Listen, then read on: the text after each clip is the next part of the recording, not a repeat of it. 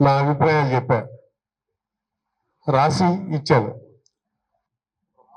వ్యాఖ్యలతోటి మేము ఏకీభవించడం లేదు, కానీ ఉపా చట్టం పెట్టడాన్ని తీవ్రంగా ఖండిస్తా ఉన్నాం.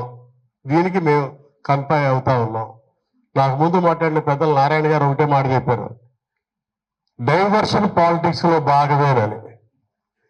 రాష్ట్రం ఎలా ఉంది అంటే రాంబాబు గారు చెప్పినట్టు లాకప్ డెత్, క్రాంతి కుమార్ మరణ వాంగ్మూలం ఇదంతా అట్టుడికి పోతా ఉంది. అపాయింటెడ్ డే తెలంగాణకి వెళ్ళి ఉప ముఖ్యమంత్రి ఏదేదో మాట్లాడటం, వాళ్ళు ఎదురు చేయటం, ఇదంతా డైవర్షన్ కోసం ఏదో ఒక విధంగా ఈ శక్తుల్ని ఆపాలి అని చెప్పి ఉపా కేసు పెట్టడం జరిగింది అని మా అభిప్రాయం. ఏది ఏమైనా దీనికి ముందు ఇటువంటి నడవడిక మనకు కనపడతా ఉంది. అప్పలరాజు గారు ఎవరో మన బాబురావు శంకర్ చేసినట్టు అక్కడ ఉద్యమాలు చేస్తా ఉంటే పీడీ యాక్ట్ పెట్టారు, ఎప్పుడు లేదు. ఆ రోజు ఒక్క శ్రీనివాసరావు మాట్లాడాడు, ఏంటి పీడీ యాక్ట్ పెడతారు అని చెప్పి.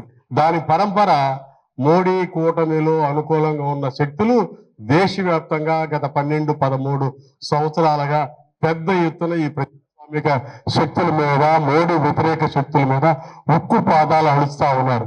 అన్ని రాష్ట్రాల్లో కుమ్మర్ ఖలీద్ కానీ అనేక మంది హక్కుల సంఘం కార్యకర్తల మీద కానీ మేము ఈ నిర్బంధ చట్టాలని తీవ్రంగా వ్యతిరేకిస్తా ఉన్నాం. వీటి రద్దు కోసం దేశవ్యాప్తంగా పెద్ద ఎత్తున మా నాయకుడు రాహుల్ గాంధీ గారు కూడా పోరాడుతూ ఉన్న విషయం మీ అందరికీ తెలుసు. అప్పుడెప్పుడు 2019లో అప్పుడే లోక్సభ సభ్యుడు, ఇప్పుడు డిప్యూటీ స్పీకర్ రఘురామకృష్ణరాజు గారి మీద పెట్టిన దేశద్రోహం 124A సెక్షన్ కూడా మేము వ్యతిరేకించాం. ఆ రోజు ఈ విధంగా పెట్టకూడదు అని చెప్పి. ఎవరు ఏ స్థాయిలో ఈ దేశద్రోహం చట్టాలు పెట్టినా, ఇంకొక చట్టాలు పెట్టినా కాంగ్రెస్ పార్టీ తీవ్రంగా ఖండిస్తుంది.